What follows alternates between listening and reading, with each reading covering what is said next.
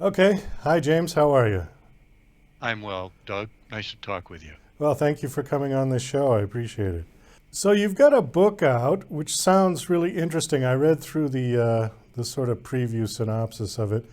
But before we get to the book, I want to find out a little bit about you.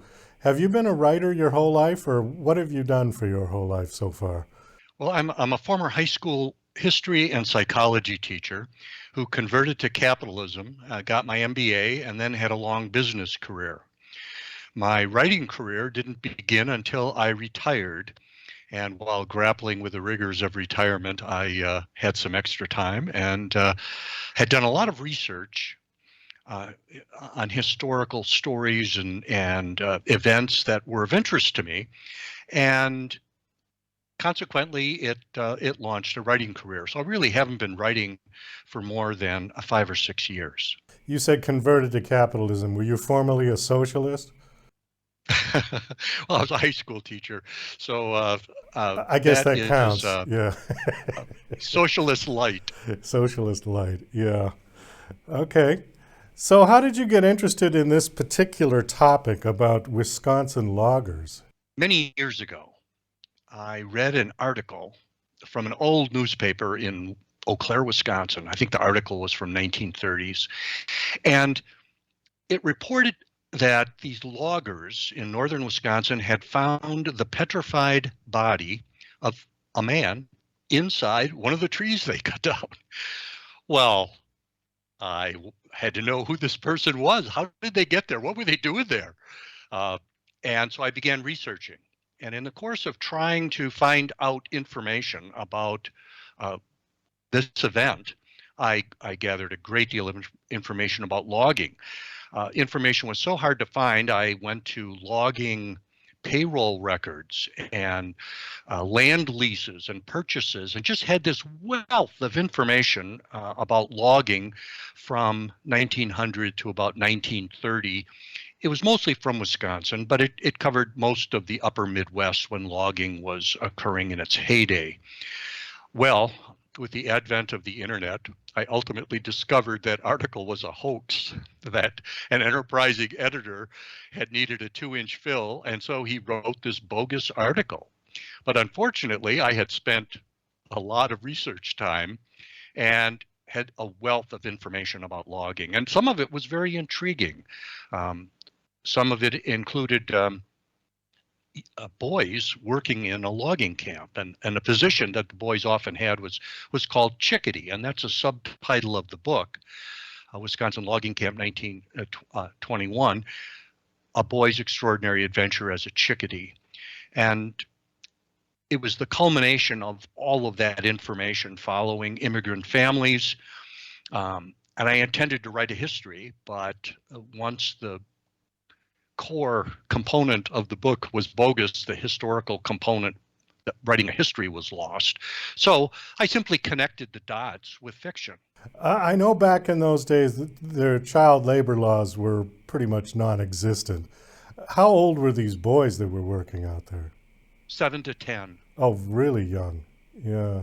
Older than that, they wanted to become loggers. And so once they became physically fit enough to handle the teams of horses or oxen, or to handle half of a 2-man saw, well, they were ready to work, or they were working at home on the farms. Okay, so they worked as sort of like apprentices, helpers to the men that were out there. To an apprenticeship in a logging camp would was is not a good comparison. They were Okay. lucky to be working there. They were a boy in a man's world, and um, what they learned they picked up on their own. There was very little from the standpoint of apprenticeship. It was um, a job of convenience, and it was really. And I don't mean to make this sound like it was more than it was. They weren't doing any more from the standpoint of danger or responsibility than any farm boy in this country, whether it's Kansas, Nebraska, or Wisconsin, have been doing ever since, working around domesticated animals and working with machinery and working alongside men. It just happened that they were isolated in the Northwoods in a camp entirely made up of men. At that time as well, there were a lot of children working in coal mines in Pennsylvania too. So again, they didn't really have child labor laws to speak of. So people just worked. It almost seems like once they were old enough to walk, they'd put them out to work pretty much. Yeah. Well, that's right. Yeah. You mentioned something about a body that was found inside a petrified log, or was a petrified body. So the tree was hollow. Correct. That was the story. This was the hoax, though. Right. You elaborated this story to people having extraordinary psychological experiences, or was that true in this story? The extraordinary experiences in the story are true episodes. They're snippets from immigrant families coming from Europe to America. And I chose 1920 because of the transformational events that were occurring at that time. You have the end of World War I. You have this mass migration of Europe and Eastern European immigrants coming to America, but elsewhere. You have Prohibition, you have the Russian Revolution, you have women's suffrage, you have the Spanish flu pandemic. So the stories of these immigrant families had very similar experiences because they were all experiencing these transformational events.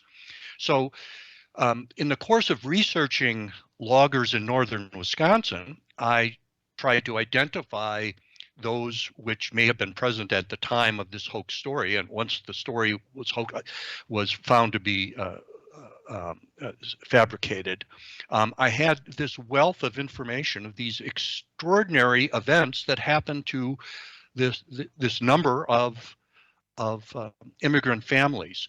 And unfortunately, there wasn't enough information about one of these families or two of the families to justify a full historical account. And so what I did was I took snippets from many families that all were ultimately in northern Wisconsin at this time, and simply put their experiences, I coalesced them into two families, and simply told their stories, but told the stories as an aggregate, that the two families, these two immigrant families, are sort of the immigrant everyman of the time. Okay, can you give us one example of one of these extraordinary psychological experiences? There's a Polish family and a German family, and I'll give an example of each. In the case of the German family, as you know, you have a million casualties occurring. So there were so many German households. The same was true in France and Russia and with British troops. So you have so many households where the man of the house is gone or has been injured and is unable to work as an invalid. And so that's one trauma. Major trauma following, in addition to that, in Germany, was the collapse of the economy.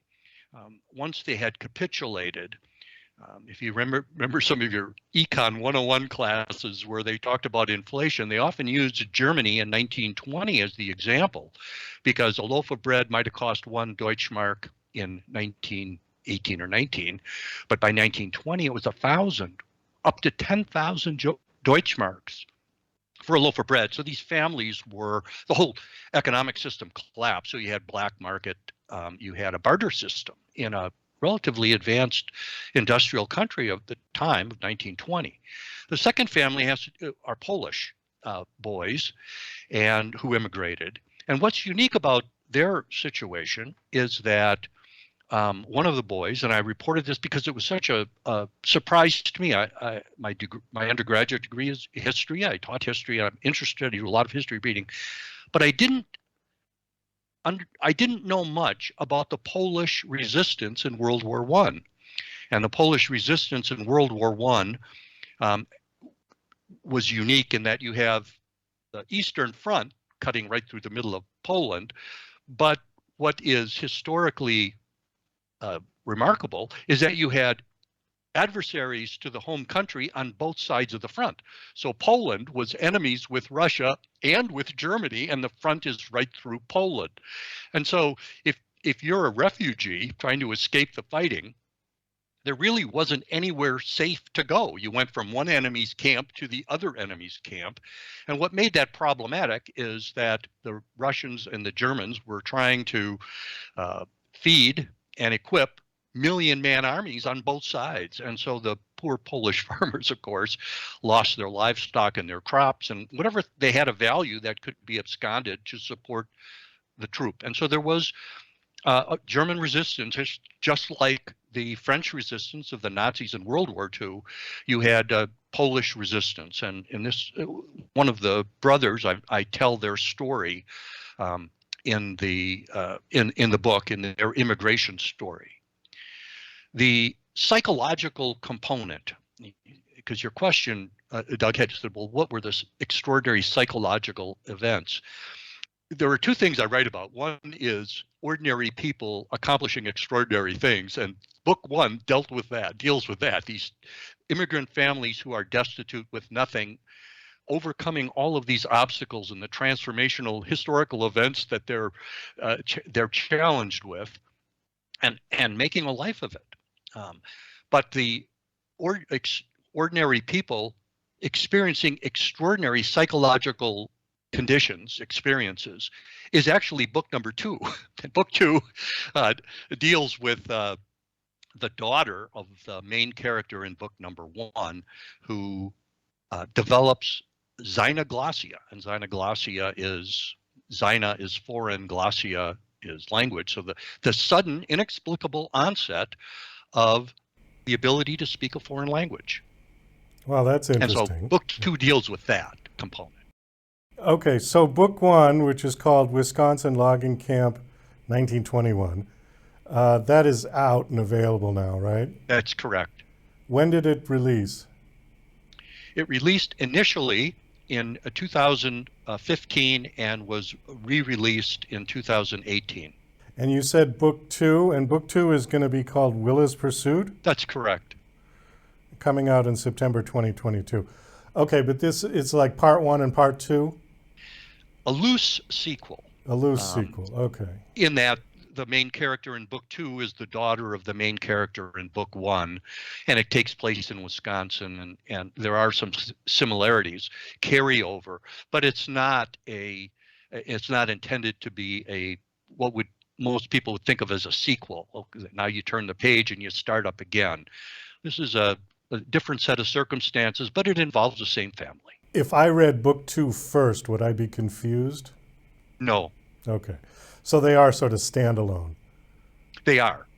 Okay. Have you received any reviews from book one yet? Oh, yes.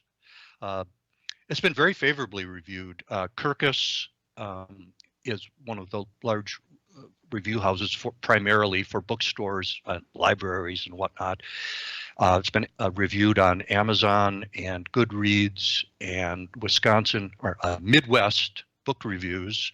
So they're on Reader's Choice. So it has been very favorably reviewed.